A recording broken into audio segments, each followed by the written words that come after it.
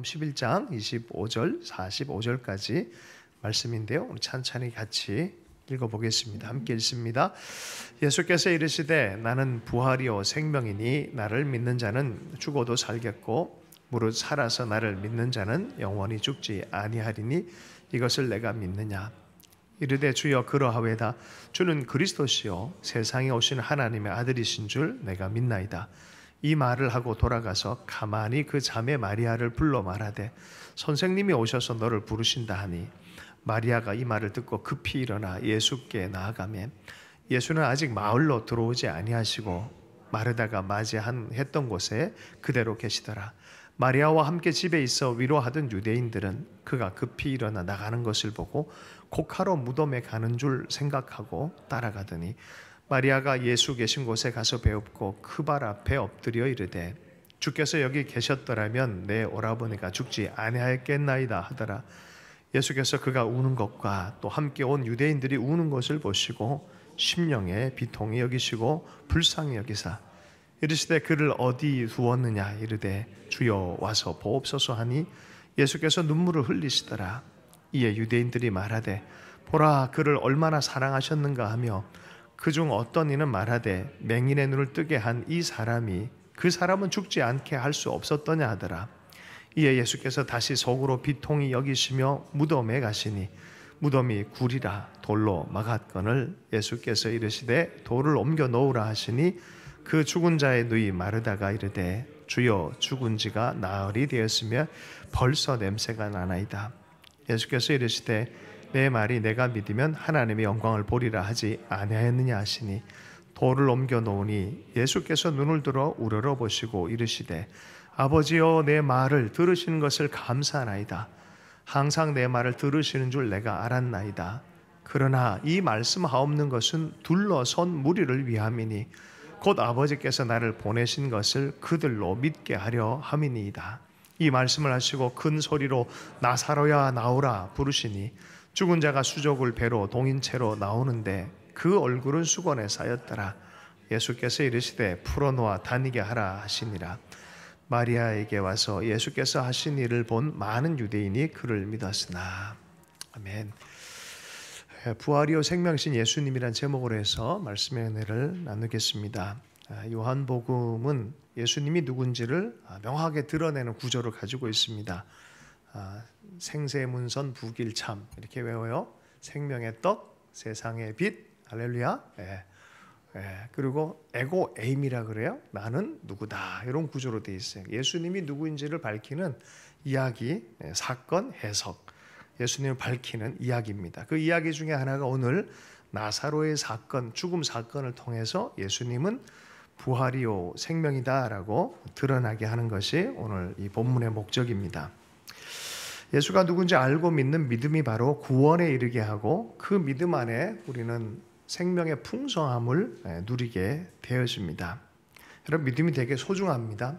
보이는 세계는 자연 법칙이 있어요. 물리 법칙이 있어요. 만유인력의 법칙이 있어요. 그러나 보이지 않는 영적 세계는 믿음의 법칙이 있어요.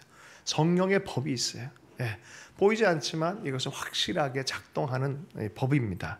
예수 그리스도를 받아들이고 믿는 것은 구원에 이르게 하는 영적인 법칙이 거기 안에 있습니다. 며칠 전에 카터 대통령이 돌아가셨어요. 제가 몇 주 전에 미국 들렸을 때에 성공의 신부님 한 분이 목사님 가시면 거기 꼭 보십시오. 제가 그때 갈 때마다 어떤 감동을 주는 게 있어요. 그래서 하나님께서 주시는 감동이다 싶으면은 좀 어려워도 가서 보고 하는 그런 게 있는데 이번에는 이게 뭐가 있다란 마음이 들어서 억지로 시간을 좀 내서 갔습니다. 마침 나라에서 어려운 소리도 듣고 해서 가봤더니 이제 거기가 이제 성공의 성당인데 이제 워싱턴 국립 성당이에요. 거기 가서 나라의 많은 일들도 막 일어나는 것에 대한 역사도 보고 그러고 재밌는 거는 밖에 갔더니 뭐 천사상이나 이런 조각상이 있어야 되는데 그 성당은 뭐가 있냐면은 다스베이더가 딱 있었어요. 스타워즈의 다스베이더 하죠. 악의 화신. 거기에 조각상을 딱 있어요. 참 미국스럽다. 전 세계 한 4대 크기의 성당이라 그래요. 그래서 국가의 일이 있으면 거기서 이렇게 어떤 행사도 하고 하는 그런 장소였어요. 왠지 제가 간 날은 문을 다 열어놓고 그 안쪽까지 다 들어가게 해줬더라고요. 그리고 앞에서 기도하는데 저절로 기도가 나왔어요. 하나님, 이 미국도 평안케 해주시고 한국도 평안케 해주시고 하나님, 보이지 않는 하나님의 나라가 영원한 나라인 것을 온 세계 사람들이 봤으면 좋겠습니다. 뭐 이런 기도를 이렇게 잠시 드렸어요. 그리고 TV를 보니까 이제 카터 대통령이 죽어서 장례를 치르는데 5명의 대통령이 다 모였고 전현직 앉는데 얼굴도 안 쳐다봐요, 어떤 사람들은.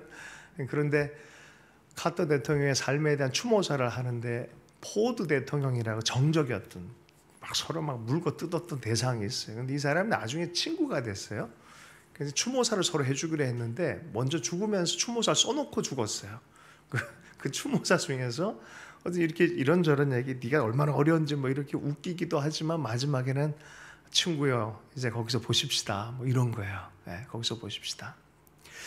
그 말 한마디에 모든 사람들이 다 터지는 거예요. 서로 배관시하던 대통령들, 전현직 대통령, 좌우의 대통령들이 빵 터지면서 서로가 서로를 향해서 얼굴을 쳐다보는 거예요.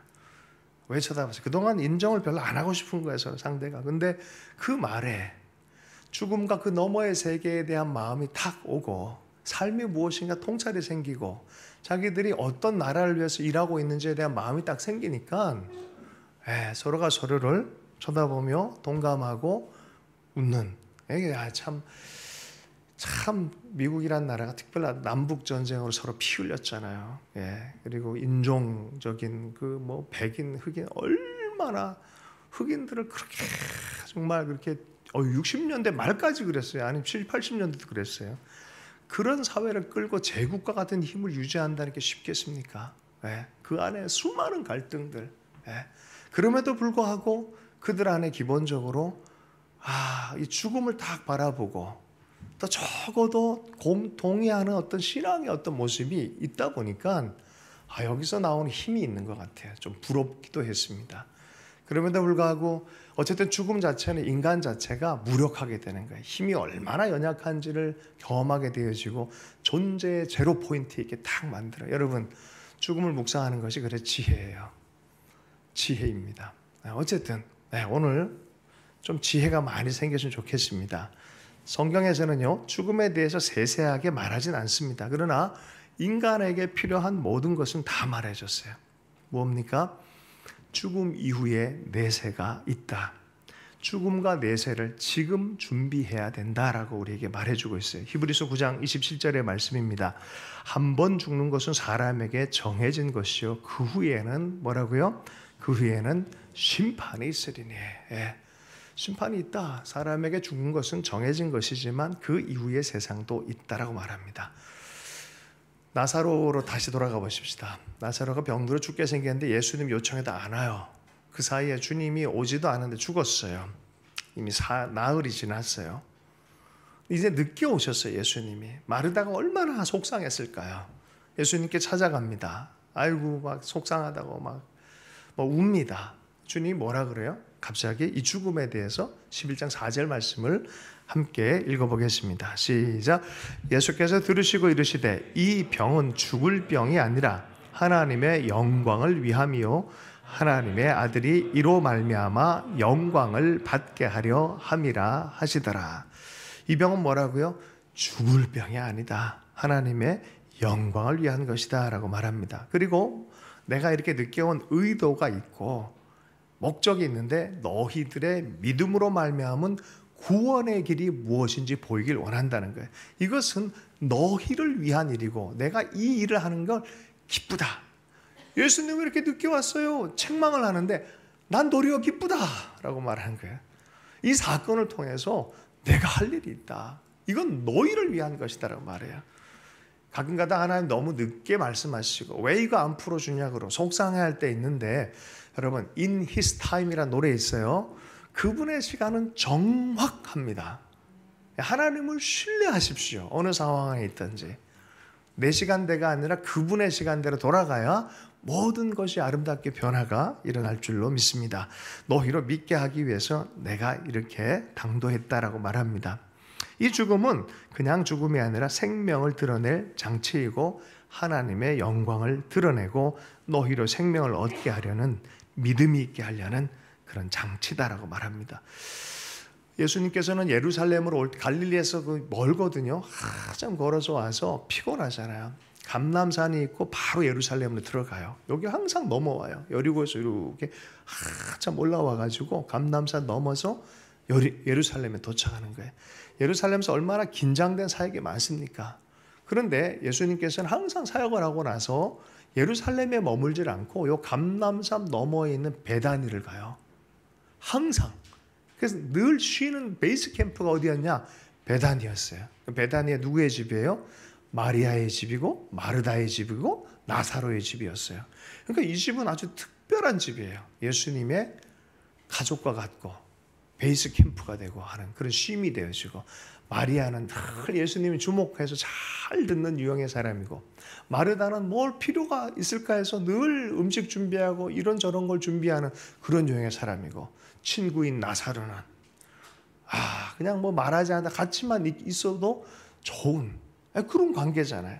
그러니까 이 베단이라는 집은 특별한 곳이었어요. 근데 여기서 죽음이 당도해 있는 그런 현장입니다. 죽음이 당도했어요. 압도적인 영향력입니다. 다 슬퍼합니다. 우리가 불교와 기독교를 얘기할 때 자주 두는 예화인데요. 아이를 잃어버린 부인이 부처를 찾아가서 너무 슬프다고, 내가 왜 이걸 경험해야 되냐 했더니 뭐라고 가르칩니까? 엄청난 지혜를 가르치죠. 마을 다 돌아다녀서 죽음이 없는 집이 있으면 그때 나한테 와서 얘기해라. 이 여인이 각 집을 다 돌아다녔는데 죽음을 경험하지 않는 집이 없는 걸 발견한 거예요. 이게 삶이구나. 생로병사. 이게 삶이구나라는 걸 깨달은 거예요. 그러면서 받아들인 거예요. 자, 예수님도 똑같은 일들이 일어납니다. 나인성 과부가, 그런 남편 있는 사람이 아니라 아들을 의지해 사는 과부가 아들을 잃었어요. 그 슬픔 안에 있을 때 예수님이 그 관짝을 딱 멈추게 합니다. 슬픔에 동참하면서 아이를 살려내는 거예요. 이게 여러분 다른 거예요. 다른 거예요. 죽음을 대하는 태도가 다른 거예요. 살려내시는 예수님. 오늘 어떻게 얘기합니까? 생명에 대한 얘기를 하기 위해서 이 장치가 필요하다라고 말하고 있습니다. 예수님께서 마르다랑 예수님이 이렇게 저렇게 얘기를 하는 그런 과정을 좀 들어가면 좋겠는데요. 11장 24절, 25절, 26절 한번 보겠습니다. 함께 읽습니다. 마르다가 이르되 마지막 날 부활 때에는 다시 살아날 줄 내가 아나이다. 예수께서 이르시되 나는 부활이여 생명이니 나를 믿는 자는 죽어도 살겠고 무릇 살아서 나를 믿는 자는 영원히 죽지 아니하리라. 이것을 내가 믿느냐? 마르다와 대화가 진행이 됐죠. 그 사이에 마르다는 상당히 좋은 가르침을 받았어요. 마지막 날에는 부활에 대해서 내가 믿습니다. 여러분, 성도들의 부활, 이것은 성경적 신앙인 줄로 믿습니다. 부활에 대한 소망을 가지십시오. 고린도전서 15장 53절, 54절의 말씀입니다. 이 썩을 것이 반드시 썩지 않을 것을 입겠고 이 죽을 것이 죽지 아니함을 입으리라. 그 다음 구절을 보면, 하반절에 보면 사망을 삼키고 이기리라 기록된 말씀이 이루어지리로다. 부활에 대한 신앙은 우리 성경적인 신앙입니다. 마르다가 이걸 고백한 거예요. 마지막 때는 내가 살아날 거를 믿습니다 라고 말한 거죠. 예수님이 뭐랍니까? 나를 믿는 자는 그 부활에 동참할 거다는 거예요. 부활이요 생명이다. 나 믿고 죽은 자들은 죽음을 경험했지만 결국은 부활의 생명으로 일어날 거다라는 거예요. 네가 살아있는 동안에 그런 특별한 어떤 역사의 생명의 이벤트가 일어난다? 살 거다. 부활로 할 것이다. 만약에 주님이 지금 오시면 죽은 자가 부활체로 살아나고 우리도 부활체로 변할 거예요. 우리라는 걸 다 인지할 거예요. 그러나 이 몸은 아니에요. 이 몸은 썩을 거예요. 하나님 나라에서 영원히 사는 몸이 있다 그래요. 부활체. 나는 나지만 확실히 그 나라에서 사는 그런 몸이 될 것이다 라고 말하는 거예요. 마르다는 그 고백을 한 거예요. 대단한 고백이죠. 그죠? 부활에 대한 믿음이 있어요. 자, 마르다가 얘기를 하다가 동생 마리아를 데리고 옵니다. 야, 주님 오셨다. 그러니까 마리아가 다 옵니다. 마르다는 성경적이고 신학적인 믿음이 있었는데 마리아는 좀 더 예수님 중심적인 인격적 관계 중심적인 믿음이 있었어요. 마리아는 어떻게 해요? 예수님이 계셨으면 살아났을 텐데, 죽지 않았을 텐데, 그냥 칭얼대는 거죠. 좀 계셨더라면, 주님 좀 계셨더라면, 그때 뭐 하셨어요 도대체? 좀 계셨더라면. 예수님에 대한 믿음이 있으시죠 여러분? 그런데 가끔 가다 그러잖아요. 오두막이라는 소설책이 있어요. 과거에 어렸을 때 고통당했던 그 장면으로 주님이 데려가시잖아요. 주님 그때 뭐 했어요? 나 고통당한 주님 뭐 했어요? 묻잖아요. 그죠? 거기 주님이 도리어 그 기억 장소로 데려가서 너와 함께 있었다라는 거 가르치잖아요. 예. 자, 그런 느낌이에요. 우리 안에 있는 재난들, 눈물들, 죽음들에 대해서, 고통에 대해서 우리는 그런 기억이 있어요. 그때 도대체 뭐 하셨어요 주님? 좀 계셨다라면 우리 삶의 이야기도 그렇죠. 좀 그 어떤 생각들, 사건들, 그때는 도대체 주님 뭐 했어요? 라고 묻는 거예요. 32절입니다. 마리아가 예수님 계신 곳에 가서 배웠고 그 발 앞에 엎드려 이르되 주께서 여기 계셨더라면 내 오라비가 죽지 아니하였겠나이다 하더라. 33절이요. 예수께서 그가 우는 것과 또 함께 온 유대인들이 우는 것을 보시고 심령에 비통히 여기시고 불쌍히 여기사. 죽음이 사람들에게 당도하면 그렇습니다. 눌립니다. 고통 가운데 있습니다. 모든 생명, 아름다움 이게 다 파괴가 되고 의미도 의미 없음이 되어져 버려요.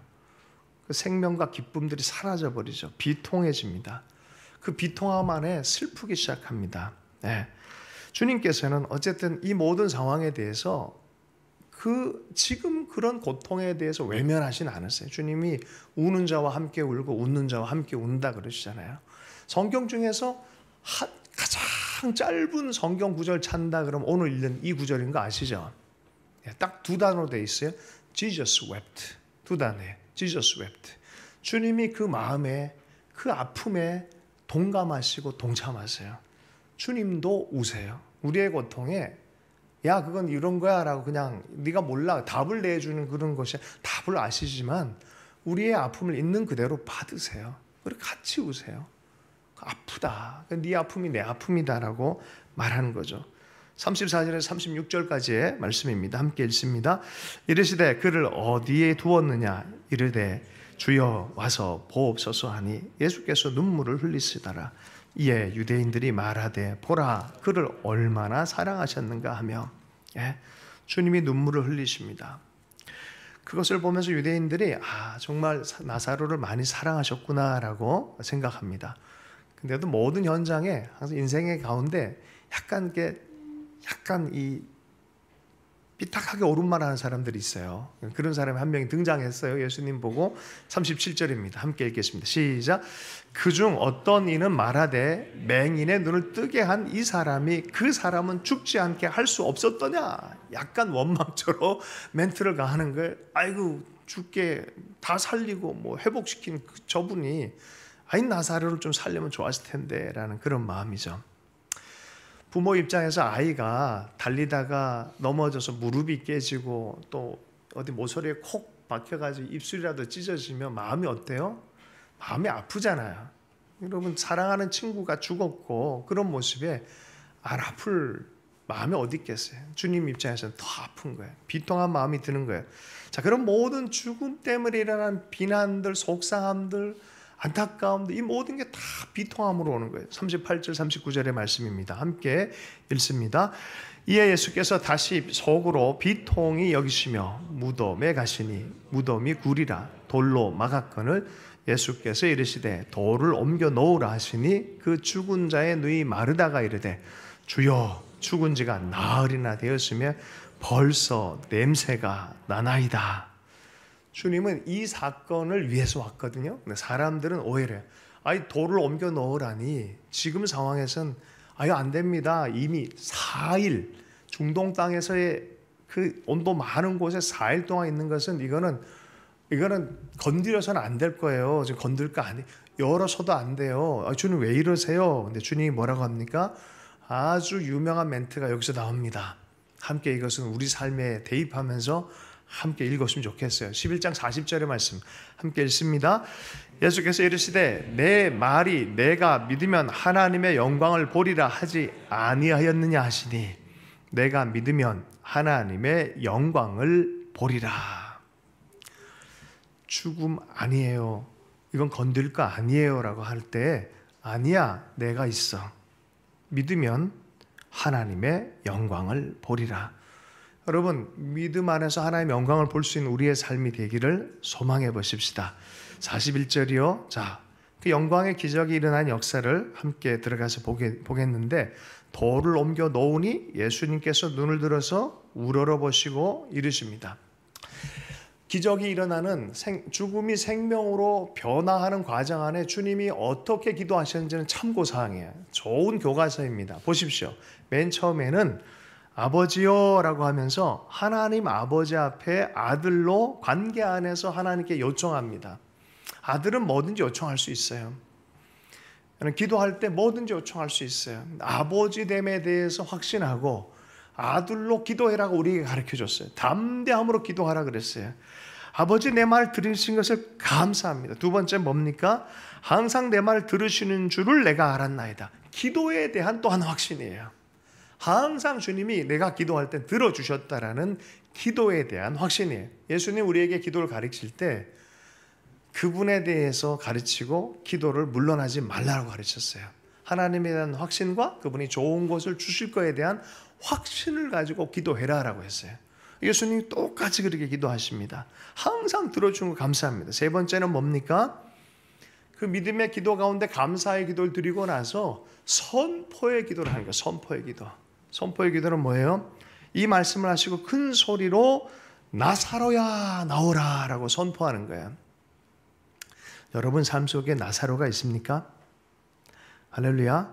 손을 좀 대고 한번 선포해 보십시다. 나의 나사로야 나오라. 나사로야 나오라. 나사로야 나오라. 여러분 집에 가서 한 시간 내내 하세요. 진짜로 그렇게 하세요. 믿음을, 지금 주님이 그 믿음을 발동시키려고 오늘 이 말씀을 주신 거예요. 구체적으로 선포하고 나왔습니다. 죽은 자가 수족을 배로 동인 채로 나오는데 얼굴은 수건에 쌓였다. 예수께서 이르시되 풀어놓아 다니게 하라. 풀어놓아 다니게 하라. 혹자는 우스갯소리로 그런 얘기를 해요. 예수님께서 그냥 나오라 그랬더라면 큰일 날 뻔했다는 거죠. 무덤 안에 있는 모든 사람이 다 나왔다는 거예요. 그러니까 이름을 탁 찍어가지고 정확하게 나사로야 나오라 그랬다는 거예요. 주는 우리 이름으로 다 하셔서 한 명 한 명 구체적으로 더 불러 주실 줄로 믿습니다. 자, 그런데 그 다음에 얼굴이 수건에 쌓였고 여전히 배로 동인 채로 무슨 강시처럼 나왔단 말이에요. 능력에 이끌려서 나왔는데, 여러분 이 죽음에서 생명으로 나온 건 사람이 못해요. 이건 하나님이 하시는 거예요. 그러나 이 생명 과정의 일에 하나님의 사람들을 동참시키십니다. 여러분 이게 복음의 일이에요. 하나님 나라의 일이 여기에 있어요. 하나님의 나라 일은 누가 하신다? 하나님이 하세요. 생명의 일은. 그러면 그 일에 하나님의 사람들은 어떻게 해요? 동참하는 거예요. 동참.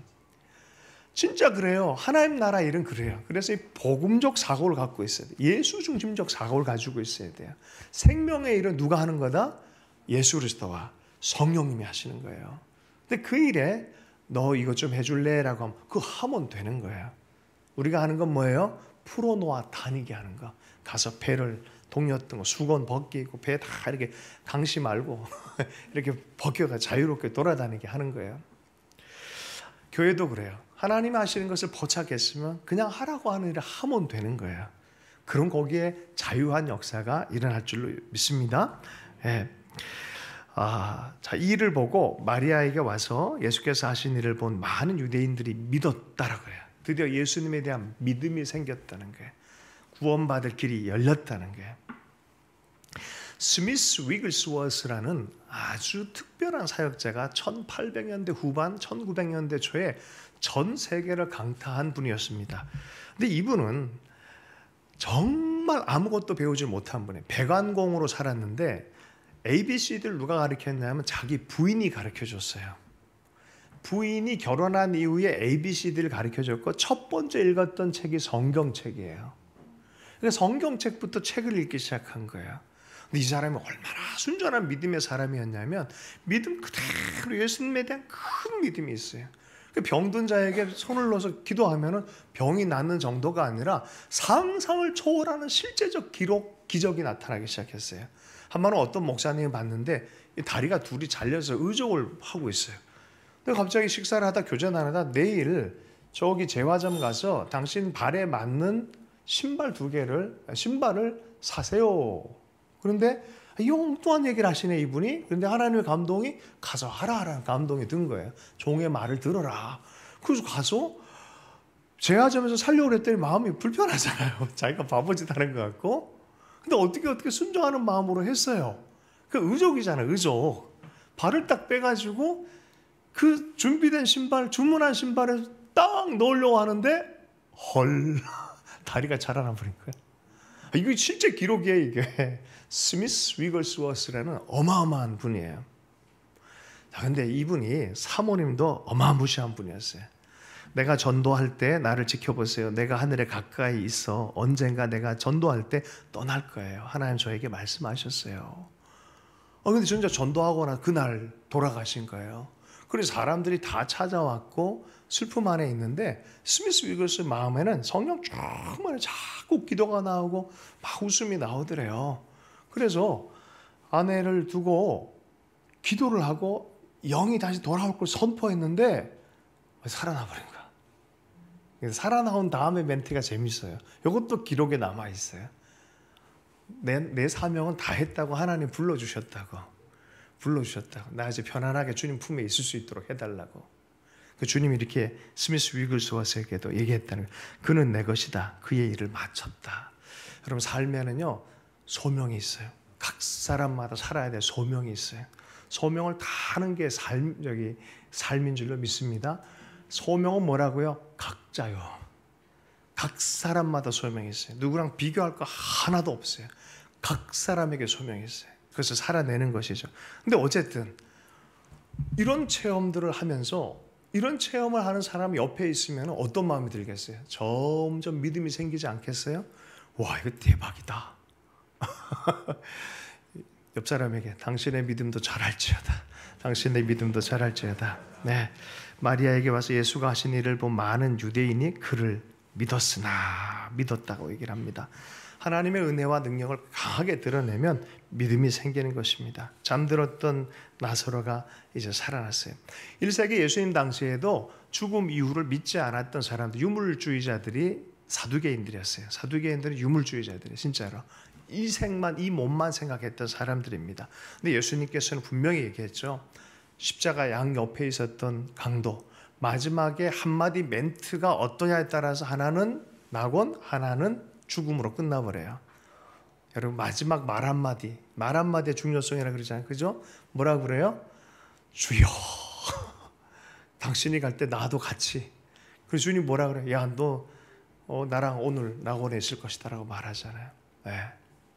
주님을 붙잡으면 구원의 믿음으로 말미암아 여러분 생명과 영생에 참여가 될 줄로 믿습니다. 사도 바울도 그런 얘기를 했어요. 내가 몸으로 떠나서 주님과 함께 있는 게 내 소원이다. 그런데 여기 남아있는 게 복음을 위해서 유익하다 그러면 내가 불편하지만 여기 있는 것을 내가 선택하겠다. 그러나 내 개인적으로는 주님의 품에 빨리 가서 쉬는 것이 내 마음이다라고 말합니다. 여러분 낙원은 임시거처예요. 네, 할렐루야. 그러면 영원한 거처는 뭐라 그래 성경에?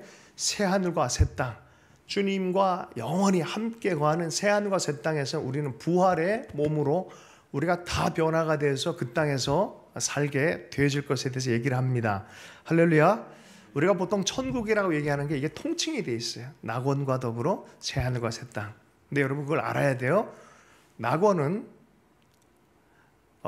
예약제예요. 천국은 예약제예요. 예약 안 돼 있으면 못 들어가요. 할렐루야. 예약을 언제 하나? 지금 해야 돼요. 지금. 천국은 예약제다. 따라서 하겠습니다. 천국은 예약제다. 믿음으로 예약을 해야 돼요. 그분을 붙들고 그분을 붙들고 나가야 되는 것이죠. 여러분, 이 믿음에는 엄청난 힘이 있다는 것을 사실 알지 못하기 때문에 이 믿음에 대해서 쉽게 생각해요. 소중하게 생각해야 돼. 이 믿음이 얼마나 힘이 있는지를 여러분 이해해서 좋겠어요. 마르다는 미래에 내가 부활할 걸 믿습니다 그러고, 마리아는 아이고 계셨더라면 좋을 뻔했는데, 근데 지금 이 죽은 자를 살릴 거에 대해서는 믿지 못했어요. 우리가 하나님을 섬길 때 그래, 과거 하나님이 역사하셨죠. 앞으로도 하실 줄 믿고 기도하죠. 근데 내 삶의 이 죽음, 냄새나는 4일 지난 이 죽음에 대해서는 모르겠는데 주님을 이해해 드리려고 그래. 주님을 막 이해해 드리려고 그래. 주님은 그때 뭐를 발동시켜요? 믿음이 있느냐고 묻는 거예요. 네가 믿으면 영광을 볼 것이다라고 말해요. 믿음에 대해서 도리어 도전을 하고 있다는 거예요. 여러분, 구원의 현재성을 계속 누릴 수 있길 축복합니다. 물론 우리가 나사로가 아니기 때문에 우리에게 막 와서 나사로처럼 다 적용하진 않아요. 나에게 나의 스토리로 적용할 거예요. 그러나 내 삶에 나사로와 같은 삶이 있다 그러면 하나님은 거기에 개입하셔서 역사할 수 있다라고 여러분 믿느냐라고 주님 묻는다니까요. 지금 너의 삶 안에 죽음과 같은 그것에 주님이 개입할 수 있다고 너는 믿느냐? 일단 그렇게 믿고 삶을 수용해야지. 믿음 없이 이건 못하실 거야 라고 하는 건 좀 다른 문제.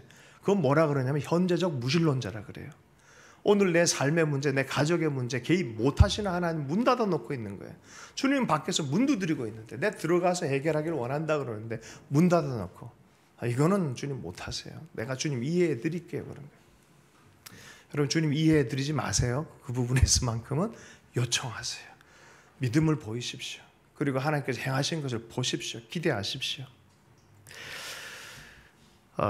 베드로전서 1장 23절의 말씀입니다. 여러분 함께 읽어보겠습니다. 시작.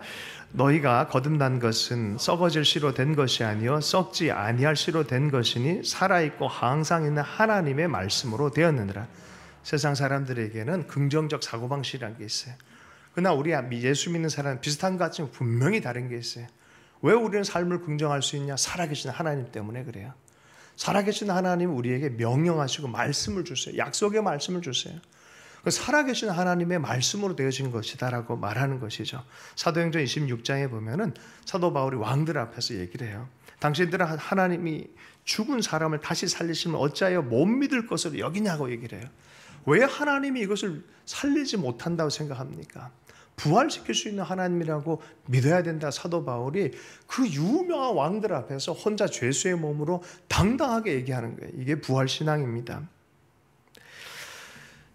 김기용 목사님이라고 계십니다. 이분은 아시아연합신학대학원 교수님을 하셨던, 역사학 교수님을 하셨던 분인데, 이분의 책을 제가 읽다가 몇 가지 참 감동을 받았어요. 유학을 할 때 마지막 파이널 테스트 이렇게 하는데 도무지 안 되는 거예요. 근데 마지막 기간도 거의 이제 마지막이어서 교수 선생님 만나서 얘기하는데, 야 너는 안 될 것 같다라고 한 거예요. 로저스 선생님이 그냥. 그러니까 아이고 끝났나. 절망이 돼서 집에 돌아오는데 마음이 너무 불편하더라는 거예요. 근데 성경을 읽는데 갑자기 어떤 본문이 확 왔냐면 여호수아가 태양을 하늘에 딱 머물게 하는 그 장면이 마음에 확 바뀌더라는 거예요. 근데 이상한 믿음이 생기더라는 거예요. 말씀이 확 오니까 믿음이 생기더라는 거예요. 아얄라운 볼적에 머물라라고 선포했던 여호수아처럼 자기도 괜히 교수 선생님 나 이제 너를 더 이상 못 볼 거야 라고 했는데 막 선포해봐요. 로저스는 머물러라. 한 시간 내내 그렇게 선포하게 됐다는 거예요. 자기도 모르게. 그리고 그 일 이후로 정말 놀라운 지혜가 생겨서 역사가 일어났다는 거죠. 근데 그 다음 얘기는 또 믿음이 있을 때 이런 일이 있는데, 이 사람 이분이 또 이렇게 사역을 하다가 병이 든 거야. 근데요, 암병이 딱 들었다는 진단을 딱 받자마자 자기 속에 있는 모든 믿음이 다 사라져 버리더래요. 믿음이 사라져 버리더래요, 완전히. 여러분, 좋은 일이 생기면 하나님께 영광 할렐루야 그러죠. 힘든 일이 생기면 어떻게 이러실 수 있어요? 그러잖아요. 근데 있던 믿음도 사라져버려요. 하나님 계시게나 합니까? 아니, 그렇게 하나님을 많이 경험한 사람임에도 불구하고 암병이란 말에 순간적으로 눌려버린 거예요. 믿음이 싹 사라져버렸다는 거예요. 어떻게 하면 좋을까요? 그 가운데 다윗을 생각하게 됐다는 거예요. 일촉즉발의 삶의 위기와 몰림과 죽음의 상황 안에서 이 다윗의 마음에 확 오더니 시편 18편을 빡 꽂혀버린 거야. 한번 제가 잠깐 몇 구절만 읽어드릴게요. 18장 6절, 7절 함께 한번 읽어보십시다. 함께 읽습니다. 시작. 내가 환난 중에서 여호와께 아뢰며 나의 하나님께 부르짖었더니 그가 그의 성소에서 내 소리를 들으시며 그의 앞에서 나의 부르짖음이 그의 귀에 들렸도다. 이에 땅이 진동하고 산들의 터도 요동하였으니 그의 진노로 말미암이로다. 대적 때문에 너무 죽겠습니다 하는 가운데 주님에 대한 믿음으로 부르짖었더니 하나님이 응답하는 그런 경험을 한 거죠. 시편 18편을 죽으라고 외웠대요. 외우고 또 외우고 이 구절을 외우고 또 외우고 또 외우고 하는 그 가운데 갑자기 서서히 믿음이 생기더래요. 믿음이 자꾸 생기더래요. 처음에 눌려서 나는 끝났구나 싶었는데 이거 살겠다는 마음들. 막 이게 재미가 들려가지고 나중에 빌립보서까지 다 외웠대요. 기쁨의 서신. 막 읽는데 막 살 것 같다는 믿음이 생겨요. 여러분, 이게 믿음의 힘이에요. 제가 오다가 이제 설교를 이렇게 극동방에 듣잖아요. 어떤 청년이 그런 예화를 들었어요. 한 작가가 있었는데 병실에 누워 있는데 옆에 있는 하반신 마비가 된 형제가 아침에 일어나서 늘 푸시업을 하더라는 거야. 청년 왜 그래? 그랬더니 청년이 이렇게 얘기하더래요. 전 나가서 국토순례 할 거예요. 국토순례 할 거예요. 아니, 하반신 마비된 내가. 근데 매일마다 일어나서 이렇게 한 거예요. 그 아이에게 뭐가 있어요? 믿음이 있죠. 그죠? 놀라운 믿음 아니겠어요? 삶을 바라보고 생을 바라볼 때. 저는 진짜 그런 사람의 예화를 다큐멘터리를 만든 영화를 얼마 전에 봤는데 감동스러웠어요. 저 믿음의 힘이다. 믿음의 힘이다. 하나님을 믿는 믿음의 사람들, 뒤로 물러나지 않는 사람들인 줄로 믿습니다. 한 자매님이 암병에 걸렸어요. 이름은 천정은 자매. 제가 이번 한 주 내내 예화를 쓰는 자매입니다. 꼭 찾아서 보세요. 천정은 자매. 이 자매도 암이 걸렸어요. 근데 자기 남은 삶 6개월이라 그러니까 6개월을 그냥 살지 않고 복음을 전하기로 결정한 거예요. 옆에 동네 계속 왔다 갔다 하면서 복음을 전하는 거예요. 근데 6개월이란 이 기간이 있고 암 자체가 심하게 되다 보니까 어느 날 훅 열이 막 39.8도로 올라가고 막 혼절할 지경이 되고 이제 끝났나 싶은 마음이 들었대요. 복음 전하다가 집에 들어왔는데 다 둘러보는 거예요. 이제 끝이구나. 내 의자, 내 책장, 삶의 이야기들 다 둘러보는데 한쪽에 예수님의 그림이 다 그려진 액자가 다 보이는 거예요. 근데 그 액자로부터 예수님께서 마치 주님, 내 요 마지막 이 한 호흡 어떻게 살아야겠습니까? 라고 물어보니까 갑자기 거기서 음성이 들린 듯 했어요. 부활의 예수를 전해라. 부활의 예수를 전해라. 여러분, 이상하게 그때부터 온 몸에 땀이 막 나기 시작하면서 2번 가까이 온 다 쏟아냈대요. 옷을 다 갈아입을 정도로. 그러고 나서 열이 싹 사라지고 그때부터 막 힘이 나서 암병 환자인데도 복음을 계속 전하는 거예요. 1개월, 2개월, 3개월, 4개월, 5개월. 키모테라피를 몇 번 받은지 알아요? 작년 7월까지 154회를 받았어요. 이분에 대한 영화까지 만들어졌어요. 부활에 대해서. 부활. 여러분, 이 부활의 능력, 하나님의 생명 주신 능력을 믿는 것과 안 믿는 차이는 너무 큰 거예요. 그냥 받아들이는 것도 굉장히 인생의 지혜처럼 보이지만 정말 우리는 기도하고 있느냐, 정말 그것에 대해서 주님이 컨트롤할 수 있다고 믿고 있느냐, 적어도 그것에 대해서 우리가 기도하고 진짜 믿음으로 기도하고 있느냐, 좀 다른 문제인 것 같아요. 이건 주님 못 하시는 거야. 이해해 드리려고 그러지 않고 도리어 주님께 요청하는 게 좀 더 믿음에 해당되는 거 아니겠습니까? 믿음으로 꿈꿀 수 있는 여러분 될 수 있기를 축복합니다. 부활과 생명의 예수님, 그를 온전히 믿고 변화할 것을, 생명으로 변화할 것에 대해서 믿음으로 받아들이면 좋겠어요. 조금 덥지 않습니까? 할렐루야.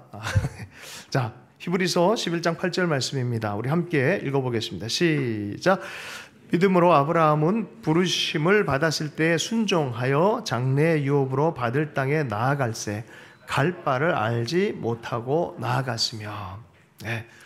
환경이 모호하고 잘 안 보이고 딱 안 떨어질 수 있지만 우리는 믿음만큼은 잃어버리면 안 돼요. 하나님 주신 삶의 믿음만큼은 여러분 한계가 있어요. 우리는 다 한계가 있어서 모호할 수밖에 없어요. 삶은.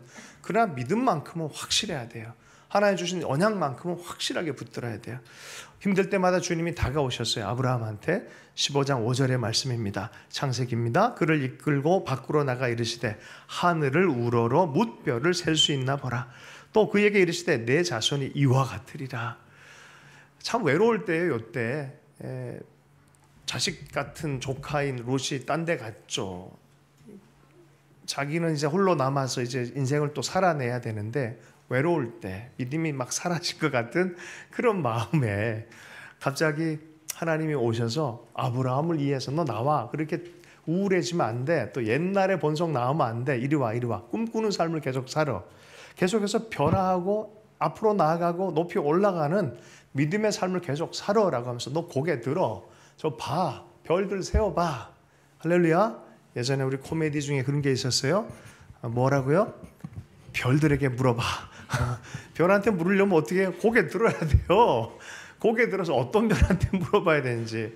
아브라함한테 그런 거예요. 정확하게 그렇게 멘트가 그래요. 하나님이 세워봐. 세워봐. 지금 세워봐.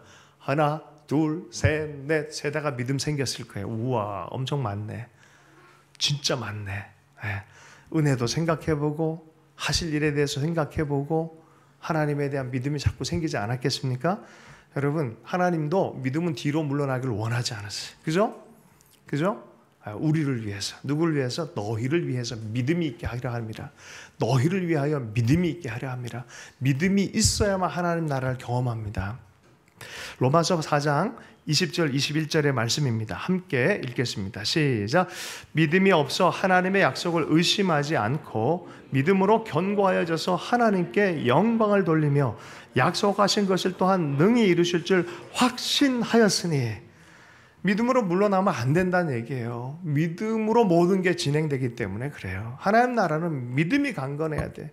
구원의 믿음을 예수님은 꼭 붙들고 있어야 돼요. 하나님께서 기도할 때 역사하실 것에 대한 믿음을 갖고 기도하기를 원하시는 거죠. 믿음으로 살아낼 것을 원합니다. 그래서 여러분 안에 하나님의 생명의 일들 열매가 더 맺혀지고 더 높이 올라갈 것에 대해서 믿어야 돼요. 삶을 자꾸 부정적으로 과거의 드라마로 투사해서 보면요, 자꾸 어두워져요. 자꾸 입을 뒤집어 쓰고요. 자꾸 옛날에 버렸던 감정 찾아서 이거 내 건데로 가지고 온다고요. 그래 본 적 있어요? 옛날에 버렸던 거 막 찾아가지고 어디 갔지? 그래서 그렇지만 이게 난데라고. 이게 버려야 되는 건데. 하나님께서 아니야, 너에게 새로운 일이 시작됐어. 네 앞에 미래는 열릴 거야. 나와 함께 여정을 떠난 난 모든 눈물과 고난마저도 합력해서 소원을 이룰 거야. 꿈꿔. 너는 복의 근원으로 부름받았어. 이게 아브라함을 향한 하나님의 마음이었고 그 마음이 예수님 안에서 우리에게 전수되길 원하는 게 하나님의 마음 아니겠습니까? 여러분, 미래를 향해서 믿음으로 전진할 수 있는 여러분 되길 축복합니다. 창세기 22장 17절 18절의 말씀입니다. 아브라함의 말씀이 곧 나의 말씀인 걸 믿고 스스로에게 선포해 주십시다. 함께 읽겠습니다. 시작. 내가 내게 큰 복을 주고 내 씨가 크게 번성하여 하늘의 별과 같고 바닷가의 모래와 같게 하리니 내 씨가 그 대적의 성문을 차지하리라. 또 내 씨로 말미암아 천하 만민이 복을 받으리니 이는 내가 나의 말을 준행하였음이니라 하셨다 하느라. 내 삶의 작품을 만드시는 건 주님입니다. 주님이 우리의 토기장애가 되시고 우리를 빚어갈 겁니다. 그분을 신뢰하십시다. 빌립보서 1장 6절 마지막으로 읽습니다. 너희 안에 착한 일을 시작하시니가 그리스도 예수의 날까지 이루실 줄 우리는 확신하노라. 주님을 굳건하게 붙들고 믿길 축복합니다. 그의 말씀을 믿고 가십시다. 그리고 그 부활의 경험 날마다 체험하면서 누군가에게 또 우리 삶의 나사로를 풀어놓아 다니게 하는 그런 복음의 삶을 살 수 있기를 축복합니다. 주신 말씀 붙들고 결단의 기도 함께 하겠습니다. 이 부활과 생명의 주님이 우리 삶 안에 더 강력하게 드러나게 또 믿음의 전쟁이 있을 수 있도록 우리 결단하면서 함께 기도하겠습니다. 하나님 아버지, 우리의 삶을 예수 그리스도 안에 다시 한번 의탁하며 나아가기를 원합니다. 생명 부활 되신 예수 그리스도 놓치지 않게 하시고 굳건하게 붙들게 해주시고 믿음의 기적을 보는, 믿을 때 영광을 보며 기적을 보리라 말씀하셨는데 이러한 작은 간증들이 우리의 삶 안에 가득하길 원하고 생명의 간증이 또 강력해지길 원하고 하나님 우리 가정과 교회와 또 나라와 열방까지 이러한 이야기들로 가득 채워지기를 원합니다. 주님 올 때까지 그렇게 달려갈 수 있는 믿음을 허락하여 주옵소서. 예수님을 축복하며 기도했습니다.